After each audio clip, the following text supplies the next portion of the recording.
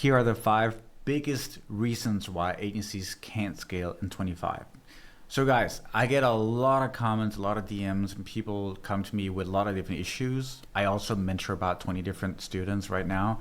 And by far the number one reason is related to client acquisition. Lots of agency owners struggle with the ability to get new clients into the fold, or just like having consistency in lead gen and getting new leads in and so forth. The biggest reason for that is the self-belief that, paid ads and sort of paid funnels and all these other things are really not something that works. That's a belief that most people have. But honestly, I don't know any successful agency that doesn't rely on paid funnels to really grow systematically.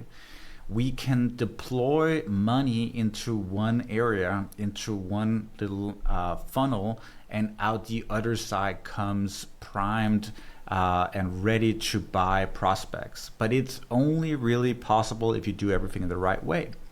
So I will say to you right now, the best and easiest way to get going with lead gen if you're struggling is to run a simple call funnel on Meta. It's by far the easiest way and the simplest way to get going. This is where you basically run people to a landing page that explains your offer, what it is you can do, and then with a CTA where they can book a call with you. Of course, that's simplifying things dramatically. There's a lot of nuances to that, catering to the different awareness stages, priming them correctly, making sure they're actually ready to buy or to book a call. All these things are nuances totally outside the scope of this video. But if you're struggling to scale, I bet that lead gen is one of your issues. And if you never solve that, and if you never get into paid ads, you're never really going to be able to scale. So that is the first thing you should solve if you're not able to scale your agency. Number 2 is sort of an extension of this, which is the sales process and just having, a unique and powerful system to close your prospects on calls. If you're winging sales because you're sort of a subject matter, maybe you're an agency owner and you really know, say, email marketing or Google Ads, that's good, but there's still an art, there is a skill set to exactly how we deal with people on a sales call. There are certain lessons that if you don't apply them, you're never really going to have a high closing rate. So a few simple things you can do immediately if you're struggling with sales is, number 1, you should be recording every single sales call you have. So if you don't have a recording software, it's easy. Go find one. Use Google or use Transcript or one of these other really amazing tools. You can use Zoom or whatever you want. Now, starting to record that is going to be, make it possible for you to then replay and watch what you're doing on the sales call.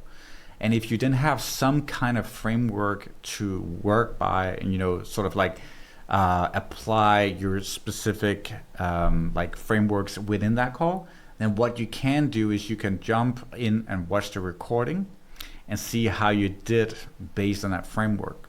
Like a really next level thing you can do right now is take your sales recording, get a transcript from it. There's tons of automatic transcription tools out there.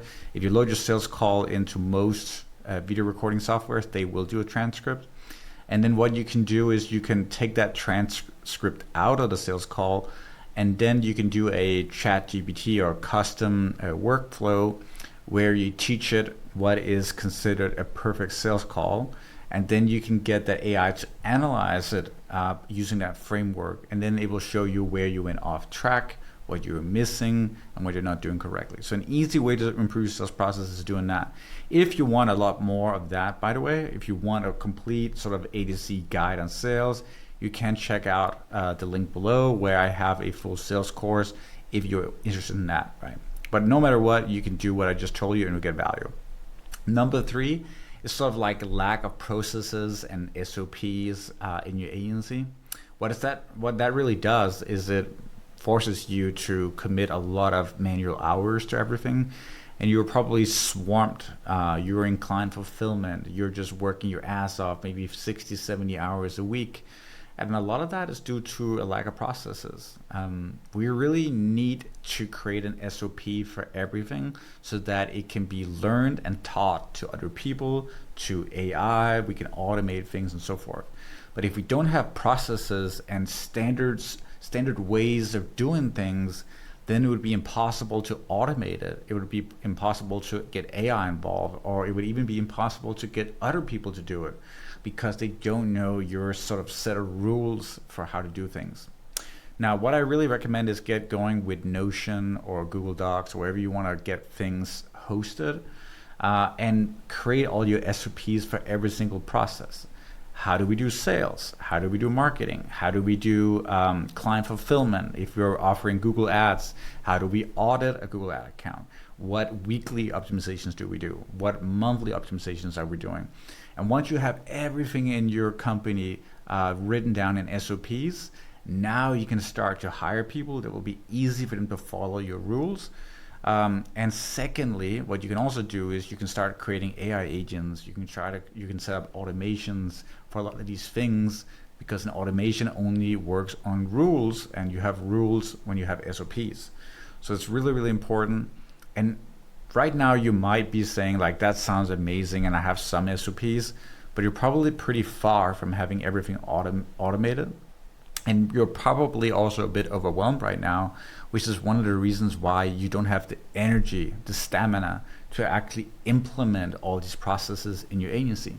So if that's the case, you should hire someone to come in, whether it be an automation expert or whether it be a fulfillment expert like a COO or just a senior account manager, to come in and write up the SOPs. That's really the first step, right? And if you don't have the energy to do it yourself, you need to get your staff to do it.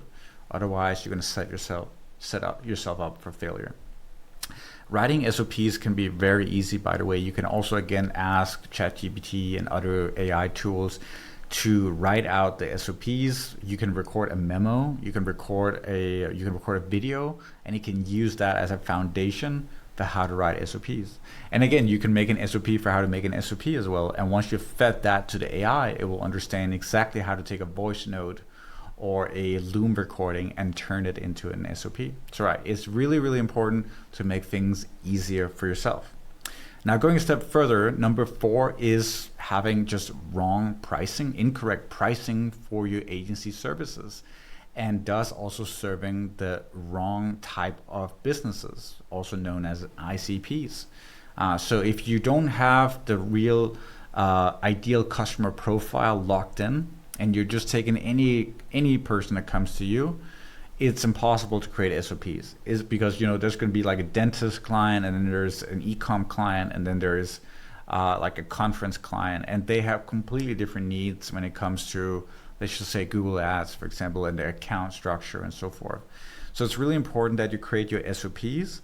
And once you have that in, for example, we only work with e-com brands. It's $100,000 or more per month revenue. They're only based in the US. And you can go even further. They are only within the health and fitness industry. Let's just say you want to go that deep.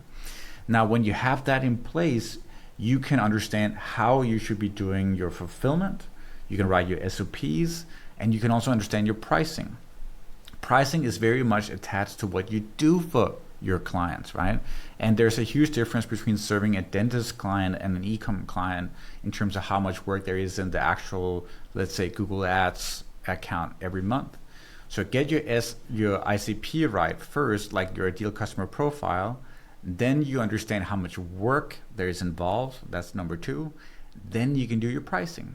And your pricing right now is probably too low, meaning that you're not profitable enough per client. And that's why you cannot hire people that are basically very important if you want to run your own client acquisition funnels and you want to do sales. Maybe you want to have another salesperson involved, right? Or maybe you want to have a COO so that you can actually create SOPs. So see how all the problems I just mentioned, lead gen, sales process, lack of processes, and SOPs, like these issues might not be solved because your pricing is wrong and you're not profitable enough and you're not serving the right people. So number 4, wrong pricing and the wrong ICP, is a very fundamental lesson to basically get right. And if you're struggling with that, you can solve that for free. You can join my school community, and it's free. You can go in, and all agency foundational lessons are 100% free. It doesn't require any payment at all. There's like 7 or 8 videos, a couple of hours of content, and I teach you about how to price your services, and I teach you about agency financials, and I also teach you about how to find your ICP. So do that right now if you're struggling and it's not defined. It's going to make you a great lesson. It's going to make you a better agency, and it will really lower your stress because you're finally in a place where you actually have the money and you're profitable enough as well. The final lesson I want to sort of say, or the big reason why agencies can't scale, is client churn. Just too much client churn. Too many clients are leaving too fast. And agencies are all about monthly recurring revenue. It's all about scaling the amount of income you have every month. It's a subscription business, really. Now, if churn is too high, you're not going to be able to build a big business. And what you really want to do here is you want to dial in your quality and fulfillment. If you don't have that dialed in, clients are not going to be happy. So the number one thing you can do here is make sure you have a very strong sort of grip on what you do, how you do it, and when you do it. If you have that, you will know exactly if you're on track with a client or if you're off track. The biggest reason why clients they churn is because they feel that promises were broken, or you're not living up to the expectations they had, or you were not on the same page in terms of what was supposed to be delivered the first 3 months. So get clear on delivery. Get clear on exactly what is expected. If you set the tone and you say, client, here's what we're going to deliver the next 3 months, it's going to be much easier for you to, basically keep that client, because they can always look back at what you said and whether you delivered it or not. But most agencies are not promising anything. There's no roadmap. There's no sort of, here's where we are according to the plan we made in the beginning, or anything at all. It's just, let's wing it. Let's see what happens. So what you really want to do here is build roadmaps and build strong foundations for like having a long-term relationship. You want to have a 6 or 12-month relationship. Make plans for 6 and 12 months so they can get excited about the road ahead and not just 1 month ahead. If you plan short-term, the clients are also going to be with you short-term. It's really like that. It's very, very simple. So build those roadmaps. You're going to see much higher client retention, and then make sure you deliver and make sure you surpass the goals you set for the clients. Always under promise and over deliver. You're going to do a really good job there. Now, a high client churn is obviously a complex matter. I do have a mentorship where I go one-to-one with people that want to work with me about reducing their client churn, basically doing lead gen. I help a lot of clients with lead gen, run it for them or run it by their side. I also coach on every single issue we just discussed in this video. So if you're interested in that, you can click a link below and the link below, and you can book a call with me to see if you're a good fit. But if you're below $20,000 a month, it doesn't make sense at all. So don't even waste your own time there. But if you're above that, it could be a really good fit. And we see a lot of agencies going to, from 20K to 40K or from 50K to 100K. So if you're interested in something like that and you want a lot more help, you can click the link and we can figure out if it makes sense. But anyway, that was it for now. Talk soon. Bye.